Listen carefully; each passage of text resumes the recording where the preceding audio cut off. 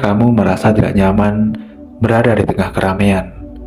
Pernahkah kamu bertanya-tanya, mengapa kamu lebih tenang di dalam kesendirian? Mengapa kamu justru menemukan makna, bukan dalam sorai, tapi di dalam diam? Hari ini, kami akan menyelami sebuah realitas yang jarang dibicarakan, namun sangat dirasakan, tentang roh-roh jiwa terpilih. Jiwa-jiwa istimewa yang tidak bisa hidup di dalam keramaian. Roh-roh yang terpilih bukan berarti mereka lebih baik, bukan pula berarti mereka lebih buruk. Mereka hanya berbeda dalam cara mereka menyerap dunia. Banyak yang mengira mereka antisosial, padahal tidak. Mereka bisa tersenyum, bisa berbicara, bahkan bisa membaur jika dibutuhkan. Tapi jauh di dalam diri, mereka ada sesuatu yang lelah setiap kali mereka harus berlama-lama dalam hiruk-pikuk dunia ini. Kenapa? Karena roh-roh terpilih itu peka. Mereka merasakan lebih dalam. Mereka melihat makna di balik kata-kata, bahkan emosi di balik senyuman, dan menangkap energi yang tidak bisa dijelaskan oleh logika. Keramaian bagi mereka bukan sekedar banyak orang. Keramaian adalah benturan suara, pikiran, emosi, dan topeng-topeng sosial, dan semua itu melelahkan. Kesendirian bukan kelemahan kita. Hidup di dunia yang mengagungkan koneksi, media sosial, pesta, pertemanan dalam jumlah banyak, seolah menjadi tolak ukur keberhasilan sosial. Jika kamu lebih suka sendiri, dunia bisa menancapkanmu aneh, tertutup, atau bahkan kesepian. Tapi roh-roh terpilih ini tahu bahwa kesendirian bukan kelemahan. Kesendirian adalah tempat mereka kembali, tempat mereka mengisi ulang jiwa, tempat mereka mendengar suara hati yang sering tenggelam dalam kebisingan dunia luar. Di tengah sunyi, mereka berbicara dengan dirinya sendiri. Mereka berdialog dengan Sang Pencipta. Mereka menata ulang mimpi, mengobati luka, dan menemukan arah. Roh-roh terpilih tidak mencari kesendirian karena membenci orang lain. Mereka memilih kesendirian karena di sanalah mereka menemukan keaslian jati dirinya. Mereka adalah pengamat yang dalam. Roh terpilih adalah pengamat. Mereka jarang menjadi pusat perhatian, tapi mereka melihat segalanya. Mereka perhatikan detail kecil yang sering diabaikan oleh orang lain. Dalam sebuah ruangan penuh orang, mereka bisa tahu siapa yang sedang berpura-pura bahagia, siapa yang sedang menahan tangis, siapa yang bicara hanya untuk diterima, karena mereka tidak sekedar melihat, mereka merasakan.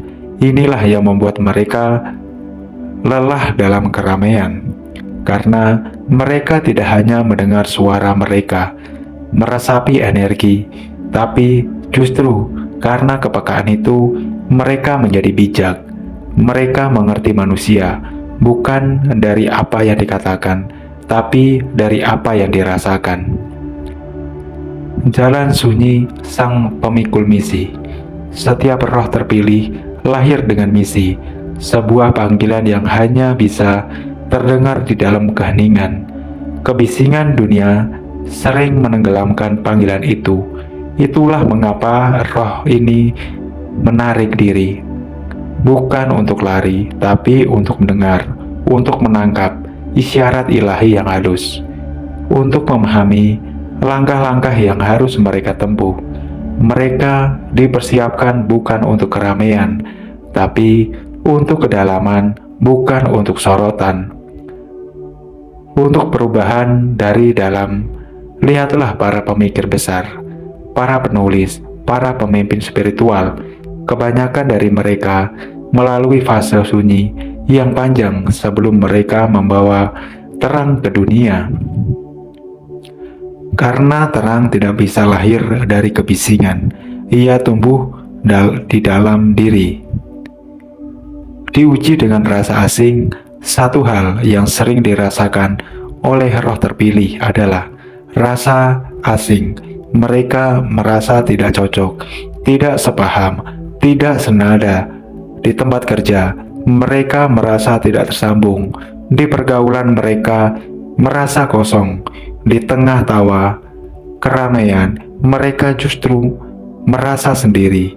Tapi itu bukan pertanda bahwa mereka salah tempat.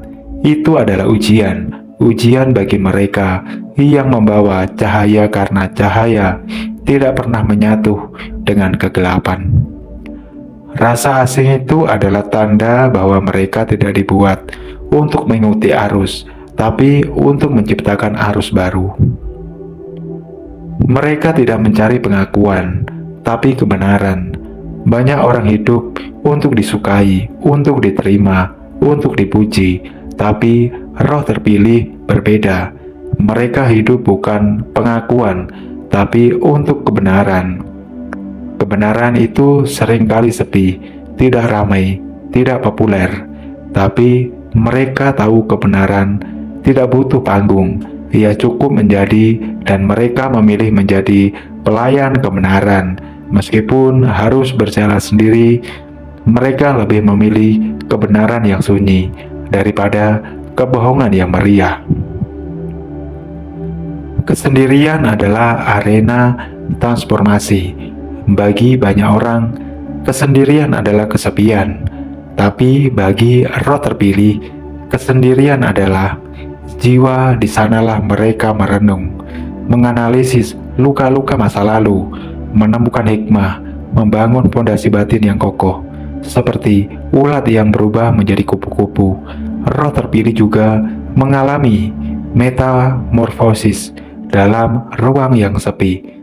Mereka ketika waktunya tiba, mereka keluar bukan sebagai orang yang sama, tapi sebagai versi terbaik dari dirinya. Versi yang bisa menjadi pelita bagi orang lain. Kekuatan dalam sunyi. Dunia modern mengukur kekuatan dari seberapa keras kamu bersuara, tapi kekuatan sejati lahir dari diam. Roh-roh terpilih mengerti bahwa di dalam diam mereka belajar mendengar. Bukan hanya mendengar dunia, tapi mendengar dirinya sendiri. Mereka tahu kapan harus bertindak, kapan harus diam.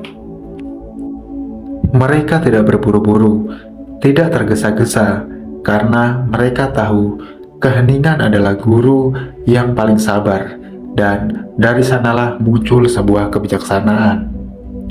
Sebagai kata penutup pada pembahasan roh terpilih, sahabat OLED TV, jika kamu adalah salah satu dari roh-roh itu, jika kamu lebih damai dalam kesepian, keheningan, lebih tenang dalam renungan, lebih hidup dalam sunyi, maka ketahuilah, kamu tidak sendiri. Kamu adalah bagian dari kelompok kecil yang disiapkan untuk misi besar. Bukan untuk menjadi ramai, untuk menjadi berarti. Bukan untuk mengikuti dunia, tapi untuk membawa dunia kembali ke jati dirinya. Teruslah berjalan meski jalanmu sepi. Teruslah percaya meski kamu merasa asing, karena kadang hanya dalam sunyi jiwa benar-benar berbicara, dan kamu, roh terpilih, telah mendengarkannya. Kesendirianmu bukanlah kekurangan, itulah adalah panggilan dari jiwa terpilih. Terima kasih.